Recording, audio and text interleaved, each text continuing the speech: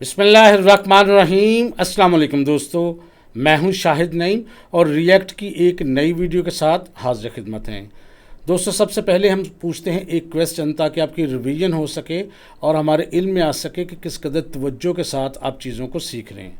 तो आज का क्वेश्चन ये है कि जावास्क्रिप्ट के अंदर कितनी किस्म के लूप्स होते हैं, उनके आपने नाम बताने हैं। जब आप रिप्लाई करें तो अपना नाम और अपने शहर का नाम भी लिखें ताकि हमें पता लगे कि आप कहाँ से रिएक्ट हमारे साथ सीख रहे हैं। तो आज की वीडियो का आगाज़ करने से पहले मैं आपको बता दूं कि आज की वीडियो का मौजू है प्रॉप्स। ये बहुत ही इंपॉर्टेंट टॉपिक है रिएक्ट का, इसको आपने गौर से समझना है और बड़ी ज़बरदस्त चीज़ है। तो इससे पहले कि हम अपनी वीडियो का आगाज़ करें, तमाम वो दोस्त जो इस चैनल पे नए हैं उनसे गुजारिश है कि अगर अभी तक आपने हमारे चैनल को सब्सक्राइब नहीं किया तो चैनल को सब्सक्राइब भी कर लीजिए ताकि हमारा एक लॉन्ग टर्म रिलेशनशिप इस्टेब्लिश हो जाए। जब भी हमको नई वीडियो अपलोड करें आपको उसका नोटिफिकेशन मिले और आप उसे जल्द अज जल्द फ़ायदा हासिल कर सकें। अब बगैर ताख़ीर के चलते हैं कंप्यूटर की स्क्रीन पर और आज की वीडियो का आगाज़ करते हैं।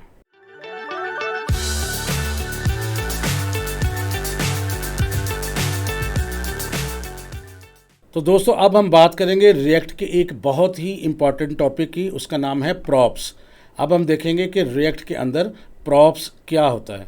ये बहुत ही इम्पॉर्टेंट टॉपिक है, आपने इसको संजीदगी से देखना है, लेकिन इसके नाम से कहीं आपने मुश्किल में नहीं पड़ जाना या परेशान नहीं होना है, बहुत आसान। तो इसको आपने तवज्जो से समझना है, बहुत इंपॉर्टेंट टॉपिक है और चंद जो अहम तरीन टॉपिक्स हैं उनमें से एक है। तो सबसे पहले हम देखते हैं कि प्रॉप्स होता क्या है। इन रिएक्ट प्रॉप्स मीन्स, यानी प्रॉप्स की शॉर्ट फॉर्म है प्रॉपर्टीज़ को। प्रॉपर्टीज़ का शॉर्ट करके हम प्रॉप्स बोलते हैं, ठीक है जी।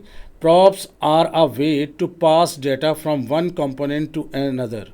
ये क्या करता है? ये एक ऐसा तरीका है जिसके ज़रिए आप डेटा एक कंपोनेंट से दूसरे कंपोनेंट में शिफ्ट कर सकते हैं, ट्रांसफ़र कर सकते हैं। ये है काम इसका। Specifically from a parent component to a child component.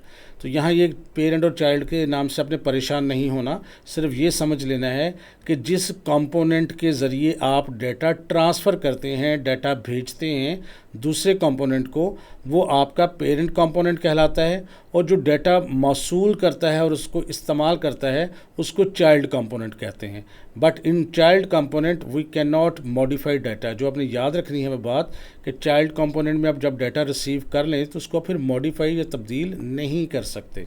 तो सिर्फ सिंपल सी बात आपको समझनी क्या है कि प्रॉप्स जो है वो शॉर्ट फॉर्म है प्रॉपर्टीज़ का, और इसका काम क्या है कि एक कंपोनेंट से दूसरे कंपोनेंट में डाटा भेजना। जिस कंपोनेंट से आप डाटा भेजेंगे उसे पेरेंट कहेंगे, जिस कंपोनेंट में डाटा मौसूल होगा या रिसीव करेंगे उसको आप चाइल्ड कहेंगे। यहाँ तक आपने बात समझनी है। और हम इसको यूज़ क्यों करते हैं? To make components reusable. इसके ज़रिए हम कंपोनेंट्स को बार बार इस्तेमाल कर सकते हैं।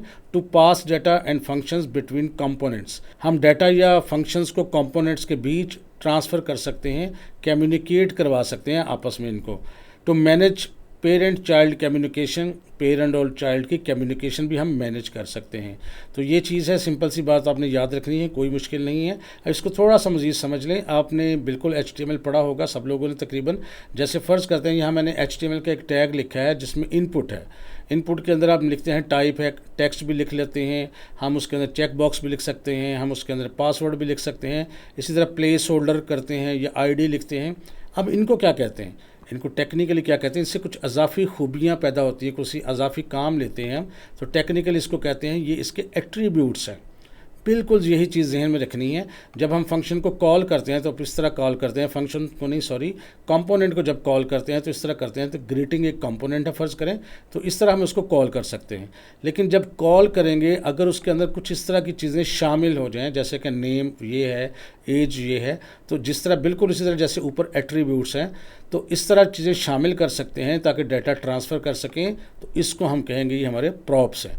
बस इतनी सी बात है। अब इसको हम करके देखते हैं ताकि आपको मैं समझा सकूं कि ये स्पेसिफिकली कैसे हम इसको इस्तेमाल कर सकते हैं। तो VS कोड एडिटर के अंदर हमने app.jsx को खोला हुआ है और इसमें फालतू चीज़ें सारी ख़त्म की हुई हैं और इसका रिज़ल्ट अब अगर देखें हम तो इसमें रिज़ल्ट में सिर्फ एक लाइन है, एक हेडिंग है, इसके अलावा कुछ नहीं है। हम जल्दी से एक कंपोनेंट बनाएंगे और कंपोनेंट यूज़ करेंगे। उसके लिए हम src जो है हमारा फोल्डर, उसके ऊपर राइट क्लिक करके न्यू फाइल पे क्लिक करेंगे और यहाँ लिख देते हैं प्रॉप्स इन रिएक्ट और .jsx और एंटर प्रेस करते हैं।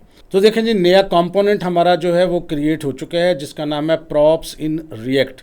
अब यहाँ पर नॉर्मली हम क्या करते थे कि हम यहाँ पर पहले लिखते थे फंक्शन, फिर इस कंपोनेंट का नाम, उसके बाद ब्रैकेट्स वगैरह डाल के उसके बाद रिटर्न भी करते थे, फिर फ्रेगमेंट का या डिव का ऑप्शन यूज़ करते थे, फिर आखिर पर उसको करते थे एक्सपोर्ट। तो पहले शुरू में हम ऐसे करते आए हैं और ये ज़रूरी भी था ताकि आपके हाथ से ये चीज़ गुजरे, आप बार बार उसको टाइप करें। इसका शॉर्टकट भी होता है, हम इससे इतनी टाइपिंग से बच भी सकते हैं, लेकिन शुरू में इसको इसलिए इस्तेमाल नहीं किया गया ताकि आपकी प्रैक्टिस हो सके। अब मैं आपको एक शॉर्टकट बताऊंगा जिसके ज़रिए आपको वो सारा कुछ लिखने की ज़रूरत नहीं, खुद ब खुद आपको कंप्यूटर लिखा हुआ दे देगा। उसके लिए आपको 4 करैक्टर्स जो हैं वो याद रखने हैं। उसमें सबसे पहला करैक्टर है आर, इसका मतलब होता है रिएक्ट। और मैं बाय द वे यहाँ पर आपको पहले बता दूँ कि ये जो शॉर्टकट है ये खुद ब खुद नहीं आता, हमने शुरू में कुछ एक्सटेंशंस जो थी वो इंस्टॉल की थी। अगर मैं यहाँ एक्सटेंशन के बटन पर क्लिक करूँ तो आपको एक्सटेंशन जो इंस्टॉल उनकी लिस्ट आती है, और उसमें एक एक्सटेंशन ये है ES7+ रिएक्ट। इसके अंदर शॉर्टकट्स बने होते हैं जिसके ज़रिए ये कोडिंग कर देते हैं। तो ये शॉर्टकट जो हम इस्तेमाल करने लगे हैं वो बेसिकली इस हम एक्सटेंशन की वजह से इस्तेमाल कर पाएंगे। तो मैंने कहा था सबसे पहले हम लिखेंगे आर, उसके आर से मुराद है रिएक्ट, उसके बाद हम लिखेंगे एफ, इसका मतलब होता है फंक्शनल, और उसके बाद हम लिखेंगे सी, इसका मतलब है कंपोनेंट, और उसके बाद लिखेंगे ई, इसका मतलब होता है एक्सपोर्ट। यानी आपको एक ऐसा फंक्शनल कंपोनेंट लिख देगा और उसको एक्सपोर्ट भी कर देगा उस नाम से जो फाइल का ऊपर नाम आपने रखा हुआ है। ये देखें, मैंने सिर्फ लिखा RFCE, ये आपने याद रख लेना है, हमेशा ये लिखा करेंगे। उसके बाद एंटर प्रेस करेंगे, पूरा का पूरा कंपोनेंट आपके पास लिखा गया है और उसमें हर चीज़ मौजूद है। देखें, फंक्शन लिखा गया, उसका कंपोनेंट का नाम, छोटी ब्रैकेट्स, करली ब्रैकेट्स, रिटर्न, उसके अंदर डिव, और डिव के अंदर फिलहाल उसने वैसे ही करैक्टर दे दिए या थोड़ा वर्ड दे दिए। उसके बाद उसको एक्सपोर्ट भी कर दिया। कितनी अच्छी बात है, आपने जल्दी से इसको काम को कर लिया। अब सिर्फ आपको ये करना है, अब app.jsx के अंदर जाके इसको हम करेंगे कॉल। उसका तरीका वही है, लेस देन साइन डालेंगे और यहाँ पहले करैक्टर टाइप करेंगे तो वो खुद ब खुद लिखा भी आ जाएगा, प्रॉप्स इन रिएक्ट, ये लिखा आ गया। इस पर क्लिक करेंगे तो इंपोर्ट भी खुद ही हो जाएगा, ये देखें। और उसके बाद इसको हम कर देते हैं क्लोज, सेव करते हैं, एक दफ़ा रिजल्ट देखते हैं। तो ये देखें जी, पहली हेडिंग हमारी app.jsx से आ रही है और दूसरा ये प्रॉप्स इन रिएक्ट जो हमने लिखा था उसके अंदर से आ रही है। इसका मतलब है हमारा कंपोनेंट ठीक से काम कर रहा है। अब हम अपने कंपोनेंट के अंदर जाते हैं और देखते हैं कि हमने इसके अंदर क्या लिखना है। पहले तो हम ये करते हैं कि इस जो टेक्स्ट है इसको मैं ख़त्म करके यहाँ पर एक हेडिंग दे देता हूँ, जैसे कि यहाँ पर H1, और इसके अंदर लिख देते हैं प्रॉप्स इन रिएक्ट। बस जी, रिजल्ट भी देखना तो आप देख लें। ये देखिए, इससे मैंने एक हेडिंग दी है। अब हमने देखना है कि डाटा आपका ट्रांसफ़र कैसे होता है एक कंपोनेंट से दूसरे कंपोनेंट में। अगर हम जाते हैं app.jsx में और इससे डाटा, इसको चूँकि कॉल किया है हमने इस कंपोनेंट से, तो यहाँ पर अगर हम डाटा इसके अंदर से कुछ एक्सपोर्ट करना चाहें अपने दूसरे कंपोनेंट के अंदर तो वो कैसे कर सकेंगे। फ़र्ज़ करते हैं मैं यहाँ पर डाटा भेज देता हूँ EMP यानी एम्प्लॉय नेम, और इसके अंदर कोई डाटा टाइप कर देता हूँ = यहाँ पर लिख देता हूँ मोहम्मद राशिद। अब ये डाटा ट्रांसफ़र हो गया कहाँ पर, इसके अंदर। लेकिन ये वसूल कैसे होगा, रिसीव कैसे होगा, देखना ये है। रिसीव करने के लिए आपको क्या करना पड़ता है, आपको इसके अंदर यानी जहाँ फंक्शन और यहाँ जो कंपोनेंट का नाम होता है, जो फंक्शन की ब्रैकेट्स बनी होती हैं, उसके अंदर आप लिख सकते हैं प्रॉप्स। ये देखें जी, वो क्या होगा, वो जो डाटा था यानी ये जो app.jsx से हमने यहाँ पर EMP नेम के अंदर जो मोहम्मद राशिद स्टोर है वो कहाँ चला गया, वो आपका चला गया इस कंपोनेंट के अंदर और इस प्रॉप्स के वेरिएबल के अंदर, यूँ समझ लें। और ये वेरिएबल ज़रूरी है प्रॉप्स रखें, इसके अलावा भी कुछ रख सकते हैं। अभी इसको हम प्रिंट नहीं करवाएंगे, प्रिंट करवाने से पहले मैं इसको करवाता हूँ यहाँ पर कंसोल, ताकि आपको समझा सकूँ .log, और इसके अंदर प्रॉप्स को हम प्रिंट करवा देते हैं यहाँ पर। अब देखते हैं कि ये प्रिंट क्या होगा। यहाँ रिज़ल्ट में तो देखिए कुछ नहीं आया क्योंकि हमने इसको console.log करवाया। console.log को देखने के लिए हमें कंसोल विंडो खोलनी पड़ेगी। मैं Ctrl+Shift+J प्रेस करता हूँ तो ये कंसोल विंडो खुल चुकी है। यहाँ पर देखें एक ऑब्जेक्ट प्रिंट हुआ है। अगर मैं उस ऑब्जेक्ट को खोलता हूँ, इस पर क्लिक करता हूँ, तो देखिए उस ऑब्जेक्ट के अंदर क्या है, EMP नेम, और उसके अंदर ये चीज़ आई हुई है। अब अगर हम ये ऑब्जेक्ट को प्रिंट करवाना चाहें तो हमने ज़ाहिर है प्रॉप्स लिखा था, ऑब्जेक्ट प्रिंट हो गया, लेकिन अगर उसके अंदर ये जो चीज़ लिखी हुई है EMP.name, ये प्रिंट करवाना चाहें तो हमें क्या करना पड़ेगा, हमें प्रॉप्स के आगे लगाना पड़ेगा डॉट और उसके आगे लिखना पड़ेगा EMP नेम। अब हम सेव करके रिज़ल्ट देखते हैं। अब देखें यहाँ पर जब हमने रिज़ल्ट देखा है तो कंसोल विंडो के अंदर मोहम्मद राशिद प्रिंट हो रहा है, बल्कि ऑब्जेक्ट प्रिंट नहीं हो रहा। अब चूंकि ये नाम प्रिंट हो रहा है, अब चाहे तो इसको हम स्क्रीन पे भी लेके आ सकते हैं। इसको मैं यहाँ से ख़त्म करता हूँ। अब यही जो चीज़ थी, अगर एज इट इज़ हम यहाँ लिख देते हैं, जैसे मैं लिख देता हूँ, और H2 के अंदर मैं डालूंगा जी करली ब्रैकेट्स, और करली ब्रैकेट्स के अंदर मैं लिख दूँ प्रॉप्स, और उसके बाद डॉट, और फिर EMP नेम, और ये वही नाम होना चाहिए जो वहाँ पर आपने रखा है। जो वहाँ रखेंगे वही यहाँ चाहिए। और इसको चाहें तो console.log को यहाँ से मैं ख़त्म कर रहा हूँ। अब रिज़ल्ट देखते हैं क्या स्क्रीन पे रिज़ल्ट आता है। तो ये देखें, वो जो नाम हमने वहाँ रखा था वो यहाँ पर ट्रांसफ़र हो रहा है। अगर आप गौर करें तो ये नाम हमने रखा है app.jsx में, और ये ट्रांसफ़र कहाँ हो रहा है, प्रॉप्स के अंदर, और वहाँ से इसको हम प्रिंट करवा रहे हैं। अगर इस नाम को तब्दील कर देंगे, ये देखिएगा, तो वो नाम ज़ाहिर वहाँ से भी तब्दील हो जाएगा। मैंने यहाँ ज़ईम सुबहानी नाम लिख दिया है। अब देखें वहाँ पर भी ज़ईम सुबहानी का नाम ही आ रहा है। तो इसका मतलब ये हुआ कि इस तरीके से हम अपना डाटा जो है वो ट्रांसफ़र कर सकते हैं किसी दूसरे कंपोनेंट के अंदर। अच्छा, याद रखिएगा, ये ज़रूरी बिल्कुल नहीं है कि आप इसका नाम प्रॉप्स रखें। आप इसका नाम कुछ भी रख सकते हैं, सिर्फ ये समझने के लिए है। आप फ़र्ज़ करते हैं यहाँ पर रख लेते हैं डाटा, तो भी ये काम करेगा। और यहाँ भी नीचे भी फिर आपको यहाँ पर करना पड़ेगा डाटा। ये देखें, अब हम देखते हैं रिज़ल्ट। तो ये देखें, रिज़ल्ट फिर भी काम कर रहा है। तो इसका मतलब है चाहे आप कुछ भी रख लें, और यहाँ पर उसके साथ डॉट लगा के वेरिएबल का नाम रखना होता है। अच्छा, ये लंबा काम करने के बजाय छोटा काम भी कर सकते हैं। यानी ये जो वेरिएबल का नाम है, अगर आप एज इट इज़ इस्तेमाल कर लें तो फिर आपको डॉट्स वगैरह लगाने की ज़रूरत नहीं होगी। पर मैंने आपको तरीका बता दिया है। फ़र्ज़ करते हैं मैं यहाँ पर करली ब्रैकेट्स के अंदर यहाँ लिख देता EMP नेम। अब मुझे कोई डॉट्स वगैरह लगाने की ज़रूरत नहीं थी, और अगर यहाँ पर भी मुझे अब डाटा वगैरह या कुछ भी लिखने की ज़रूरत नहीं थी, तो डायरेक्ट इस तरह से भी हम काम चला सकते हैं। तरीका कौन सा अच्छा लगता है वो आपने खुद फैसला करना है।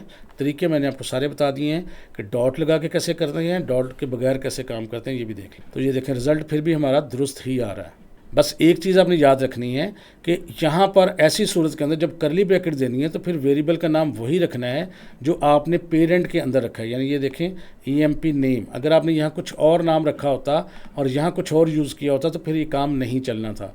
फ़र्ज़ करते हैं यहाँ पर मैंने EMP नेम के बजाय अगर लिख दिया होता जैसे कि फुल नेम, और यहाँ पर भी मैं कर देता हूँ फुल नेम, तो यहाँ पर अब इस सूरत में डाटा नहीं आएगा। आप इसको चेक भी कर लें। मैंने इसको रिज़ल्ट देखते हैं, ये देखें डाटा नहीं आ रहा। जबकि हम अगर इसका कंसोल खोलते हैं तो वहाँ पर आपको कुछ डाटा तो आ रहा है, लेकिन यहाँ पर प्रिंट नहीं हो रहा। इसका मतलब डाटा ट्रांसफ़र हो रहा है, लेकिन चूँकि हमने नाम मुख्तलिफ रखा है इसलिए यहाँ पर रिज़ल्ट ट्रांसफ़र नहीं हो रहा। अब ऐसी सूरत में या तो इसको EMP नेम करना पड़ेगा, या फिर app.jsx में जाके आप इसको फुल नेम कर दें। तो ऐसी सूरत में भी आपका डाटा जो है फिर दुरुस्त तरीके से आना शुरू हो जाएगा। अब रिज़ल्ट देखते हैं। अब देखें, अब रिज़ल्ट आ रहा है। एक काम आप और भी कर सकते थे, अगर आपको डाटा ऐसे ट्रांसफ़र करने के बजाय वेरिएबल में दे के ट्रांसफ़र करना चाहें वो भी कर सकते हैं। फ़र्ज़ करते हैं मैं ऊपर एक वेरिएबल डिक्लेयर कर देता हूँ लेट, और उसका नाम रख लेता हूँ यहाँ पे, सिर्फ मैंने नेम रख दिया और उसके अंदर कुछ स्टोर करवा दिया, जैसे साद नईम, ये मैंने स्टोर करवा दिया। और अब यहाँ पर मैं ज़ईम सुबहानी की जगह पर इस वेरिएबल का नाम लिख सकता हूँ। लेकिन याद रखिए कि जब वेरिएबल का नाम आपने ऐसे लिखना है तो फिर करली ब्रैकेट्स का इस्तेमाल करना है और इसके अंदर आपने नेम लिख देना है। अब ऐसी सूरत के भी अंदर भी आपको रिज़ल्ट सही नज़र आएगा।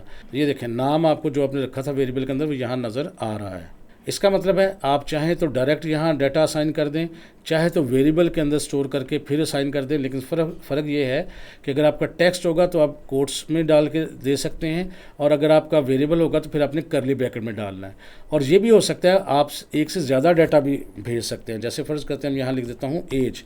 अगर आप इसके अंदर डायरेक्ट डाटा पास करना चाहते हैं तो फिर यहाँ पर अब आप न्यूमेरिक डाटा जो है ऐसे पास नहीं कर सकते, तो फिर आपको करली ब्रैकेट्स का इस्तेमाल करना पड़ेगा। और वहाँ पर फ़र्ज़ करें मैं यहाँ लिख देता हूँ 21, इसका मतलब ये डाटा भी जाएगा आपके इस कंपोनेंट के अंदर, लेकिन वसूल कहाँ होगा, यहाँ तो एक ही वेरिएबल है। लिहाजा आप इसके आगे यहाँ कॉमा दे के एज लिख सकते हैं। और याद रखें, नाम आपने वही रखना है जो आपने पीछे इस्तेमाल किया। अब अगर हम यहाँ पर एक काम ये करते हैं कि इसके साथ मैं लिख भी देता हूँ नेम, और आगे फुल नेम आ जाएगा। उसी तरह H2 डाल के मैं दोबारा से लिखता हूँ एज कॉलन, और आगे करली ब्रैकेट के अंदर आपने लिखना है एज। अब हमने देखना है कि क्या ये डाटा ट्रांसफ़र हो रहा है। तो रिज़ल्ट में देखें जी, डाटा ट्रांसफ़र हो रहा है और आपको यहाँ पर नज़र भी आ रहा है।